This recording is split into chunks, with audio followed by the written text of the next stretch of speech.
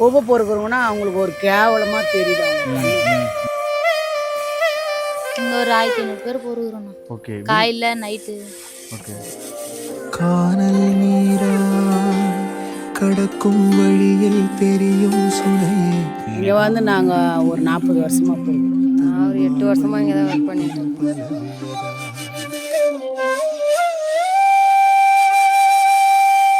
இங்க பிளாஸ்டிக்கு, இரும்பு, water can, bottle, இந்த கொட்டாங்குச்சி இதெல்லாம் பொறுக்கி கடையில் போட்டு காசு ஆகிக்கணும். கண்ணு தெரியாதவங்க இதை கண்டுதான் அவங்க போய்க்கிறாங்க. ஸோ இதில் கண்ணு தெரியாதவங்க உள்ள கண்ணு இருக்காங்க. தெரியாதவங்க பொறுக்கிறாங்க.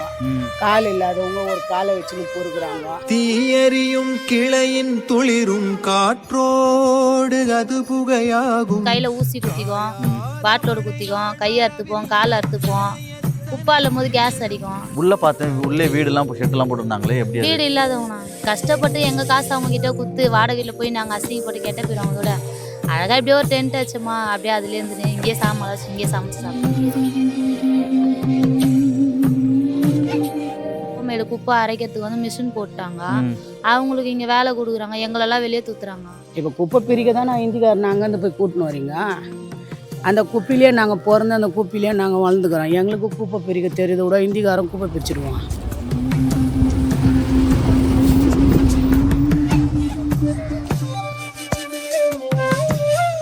ஒரு 2 வருஷத்துக்கு முன்னாடி காலேஜ்லேருந்து இந்த மாதிரி வந்தாங்க, குப்பை மிஷின் போட போகிறோம். 35 அடி ஆழத்துக்கு இது நோண்டினாலும் குப்பை தான் இப்போ அப்படின்னு நாங்கள் தான் அது ஒரு 10 பாகமாக பிரித்து அவங்களுக்கு காமிச்சோம். லாஸ்ட்டாக எங்களுக்கே இப்போ வேலை வாய்ப்பு இல்லாத இந்திக்காரங்களை ஃபுல்லாக வேலைக்கு வச்சுட்டு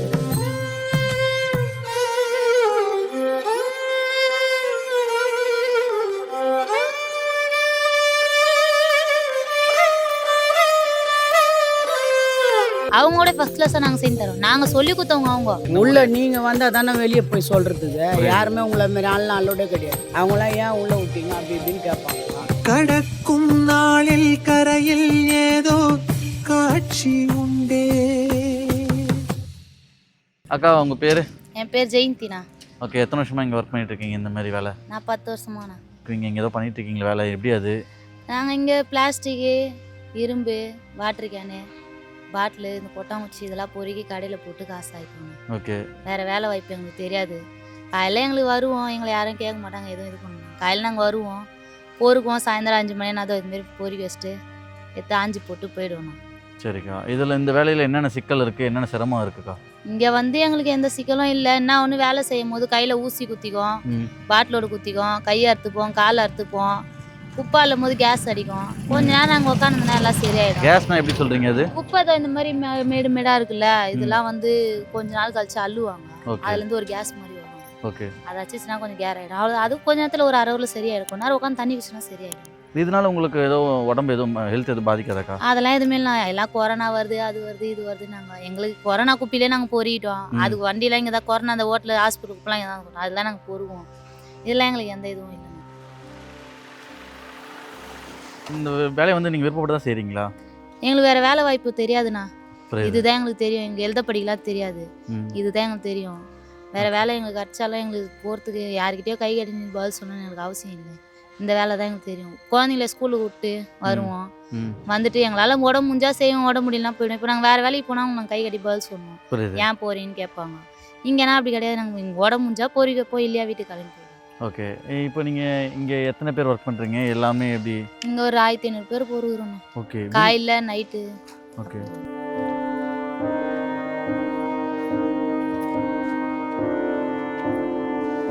உள்ள பார்த்தேன், உள்ளே வீடெல்லாம் ஷெட்டெல்லாம் போட்டுருந்தாங்களே, எப்படி? வீடு இல்லாதவங்கண்ணா.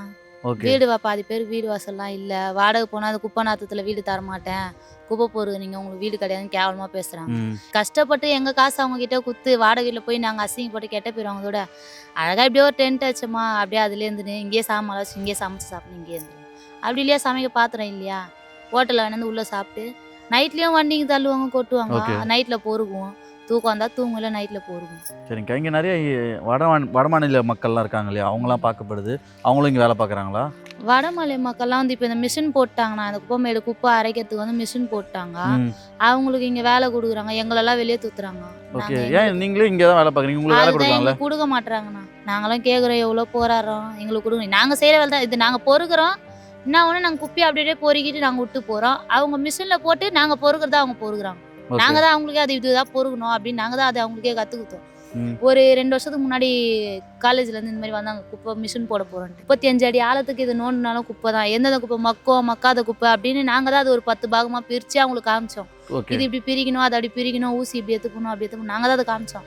லாஸ்ட்டாக எங்களுக்கே இப்போ வேலை வாய்ப்பு இல்லாத இந்திக்காரங்களை ஃபுல்லாக வேலைக்கு வச்சுட்டுக்கிறாங்க. நீங்கள் ஏதாவது போராட்டம் கிட்ட ஏதாவது பண்ணீங்களா எல்லாம் சேர்ந்து? நாங்களும் எவ்வளோ நாங்கள் மனு தகவல் எழுதி கொடுக்குறோம், கலெக்டர் ஆஃபீஸுக்கு போயிருக்கிறோம், எல்லாம் எழுதி கொடுக்குறோம். எல்லாம் உங்களுக்கு திருத்த மாட்டோன்றாங்க.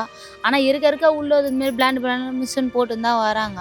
புரியுது. யாருக்குமே இங்கே வேலை வாய்ப்பு இல்லை. சரி நாங்களும் எங்களை துரத்தக்கூடாதுன்னு நாங்களும் போராடி வரதை பார்த்துக்கலாம், வர பிரச்சனையை சந்திக்கலாம், எவ்வளோ பெரிய இடத்துக்கு வேணாலும் போகலாம். இத்தனை குடும்பம் அப்போ எங்கே போகிறது? கவர்மெண்ட்டுக்கே தெரியாத இத்தனை குடும்பம் மறைஞ்சிருக்குதுல்ல, வெளி உலகமே தெரியாத இப்போ எங்கேயுமே நிறைய பேருக்கு தெரியல. ஆமா, வெளி உலகமே என்னன்னு தெரியாது. எங்க ஜனத்துங்களை இங்கேருந்து பேஸ் கூட்டு போய் விட்டா கூட ஐயோ எப்படி வருதுன்னு தெரியாது நின்று முடிக்கணும். நான் இந்த பஸ் எங்கன்னா போவோம், அந்த பஸ் எங்கன்னா போவேன், என் ஜனம் கேட்டு தான் வரும். ஆனால் நாங்கள் அதனால நாங்கள் வெளி உலகமே எங்களுக்கு வேணாம், வெளி இடத்துலையும் எங்களுக்கு வேலை வேணும், இது உள்ளே நாங்கள் இருக்கிறோம், எவ்வளோ பிரச்சனை சந்திக்கலான்ற ஒரு இப்போ இங்கே அரசாங்கம் வந்து உங்களுக்கு இந்த வடமாநில மக்கள்லாம் செய்கிற மாதிரி உங்களுக்கு வேலை கொடுத்தா உங்களுக்கு ஓகே தான், நல்லா இருக்கும். இவங்க இல்லாத இவங்களுக்கு கொடுக்குற வேலையை எங்களுக்கு கொடுங்க, நாங்கள் செய்கிறோம். அவங்களோட ஃபர்ஸ்ட் கிளாஸாக நாங்கள் செஞ்சு தரோம். நாங்கள் சொல்லி கொடுத்தவங்க அவங்க உங்களுக்கு இவ்வளோ கிளியராக பண்ணி தருமா, அப்போ நாங்கள் எவ்வளோ கிளியராக பண்ணுவோம். இது எது பிரிச்சா இது இந்த இதுல போட்டு அரைக்கணும், இது உரத்துக்கு போய் இதுன்னு எங்களுக்கு தெரியும்ல, நாங்கள் பண்ணி தரோம். அந்த வேலையை எங்களுக்கு கொடுங்கன்னு கேட்குறோம்.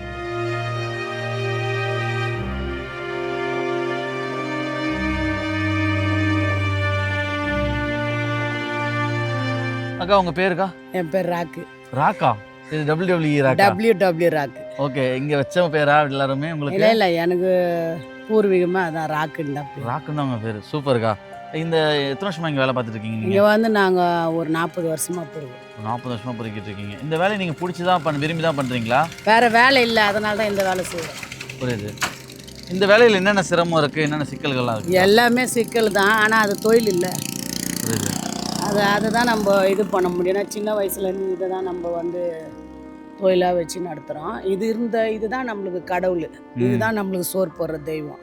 புரியுது. இப்போ என்ன மாதிரி எத்தனையோ குடும்பம் வந்து இங்கே இருக்கிறாங்க, அவங்களும் இதை கண்டு தான் பிழைக்கிறாங்க. வெளியே இடத்துலேருந்து எத்தனை வந்து வேலை கொடுக்குறீங்களா, அந்த வேலையை இந்த மாதிரி பசங்களுக்கு வேலை கொடுத்தா என்ன?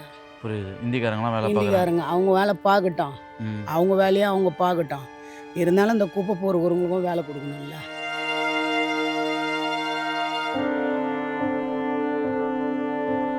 இப்போ ஃபுல்லாக கம்பெனி ஆயிடுச்சுன்னா எங்களுக்கு குப்பை எடுக்க முடியாது. அதை வந்து பள்ளம் போட்டு அதை கொட்டி இந்திக்காரங்க வச்சு ஆய்வாங்க. நாங்கள் எப்படி அதில் குப்பை பொறுக்க முடியும்? இதில் தான் வாடகை கொடுக்கணும், இதை தான் சம்பாரித்து இதில் தான் சாப்பிட்ணும். அதை குப்பைக்காரங்கன்னா யாரும் வீடு கூட விட மாட்டாங்க. புரியுது. நாங்கள் அங்கங்கே மழை பெஞ்சதுன்னா அந்தந்த இடத்துல போய் படுத்துப்போம், அந்த ரோட்டில் படுத்துப்போம். இப்போ நான் ஒரு வீடு இருக்குது, அங்கே போய் படுத்துப்பேன். ஓகே. இல்லாதவங்க இந்த மாதிரி ஓரத்தில் அந்த நடு ரோட்டில் வண்டிங்களில் லாரிங்களில் ஏறி படுத்துப்பாங்க. ஓகே. அவங்களுக்கு வந்து வீடு இல்லாத வாசல் இல்லாத ரொம்ப கஷ்டப்படுறாங்க. கண்ணு தெரியாதவங்க இதை கண்டு தான் அவங்க பிழைக்கிறாங்க. கண்ணு தெரியாதவங்க உள்ள இருக்காங்க, கண்ணு தெரியாதவங்களும் பொறுக்குறாங்க. கால் இல்லாதவங்க ஒரு காலை வச்சுன்னு பொறுக்குறாங்க. அவங்களுக்கு யார் வேலை கொடுப்பா?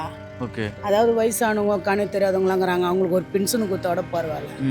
அதாவது குப்பை பொறுக்கிறவங்களுக்கு எந்த ஆதாரமும் இல்லை. ஆதார் கார்டில், ரேஷன் கார்டில் ஓட்டு ஐடி இருக்குது, ரேஷன் கார்டு இல்லை. ஆமாம், ஓட்டு ஐடி இருக்குது, ஆதார் கார்டு இல்லை.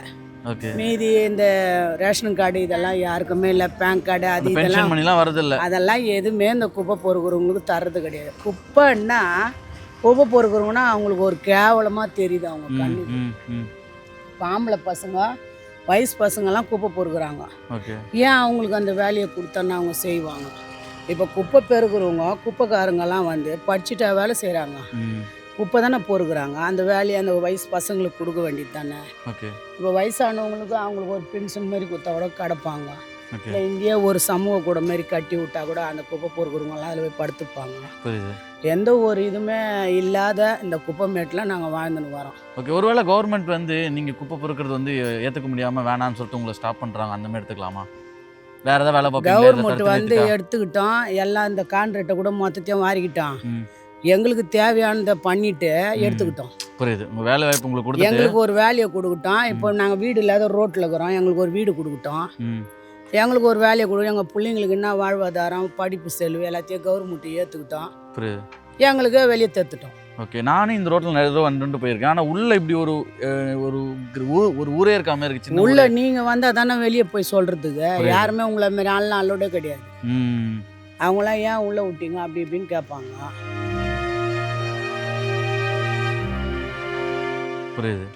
அதனால் எங்களுக்கும் இப்போ வந்து முன்ன மாதிரி பொழப்பெல்லாம் கிடையாது. ஓகே. இப்போ இதுங்க பொறுகி இதுங்க காயிலேருந்து சாயந்தரம் வரலாம் பொறுகி எடுத்துன்னு போய் கடையில் போடலாங்காட்டியும் உயிர் போய் உருவாது. அதுலேயே கண்டிப்பா. சரக்கு வேணான்றாங்க, ம் ம் ம் மசாலா வேணாம், கேனு வேணாம், அது வேணாம், இது வேணான்றாங்க. புரியுது. அதை வச்சு நாங்கள் அப்படியே காலத்தை ஓட்டின்னு போகிறோம். இப்போ கண்ணு தெரியாதவங்க வயசானவங்க எல்லாமே இருக்கிறாங்க. எங்கள் பொழப்பு கூட பரவாயில்ல.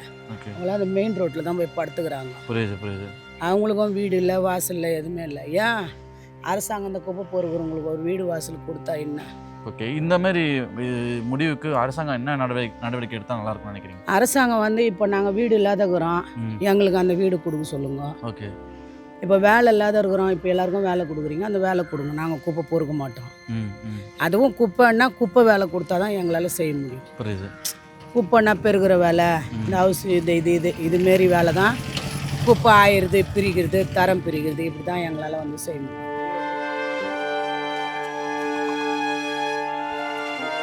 ஆனால் நிறைய பேர் குற்றச்சாட்டு என்ன வைக்கிறாங்க, சில கமெண்ட்ஸ் எல்லாம் என்ன சொல்கிறாங்கன்னா, இவங்க வந்து சரியாக வேலை செய்ய மாட்டாங்க, நேரத்துக்கு வர மாட்டாங்க, அதனால தான் வந்து நாங்கள் வட மாநிலம் ஆளை தூக்கி வச்சுருக்கோம்னு சொல்லிட்டு சொல்கிறாங்க. அதை நீங்கள் எப்படி பார்க்குறீங்க? அதாவது வட மாநிலத்துலேருந்து நீங்கள் போய் பஸ்ஸு வச்சு பஸ்ஸை இது பண்ணி கூப்பிட்டுன்னு வர செலவை ம் நாங்கள் இங்கே இருக்கிறவங்க இதோ இங்கே சோறு தூண்ட்டு இப்படி ஓடி வந்துடுவோம், இங்கே நாஸ்டா தூண்ட்டு இப்படி வந்துடும். அதெல்லாம் மிச்சம் தானே உங்களுக்கு.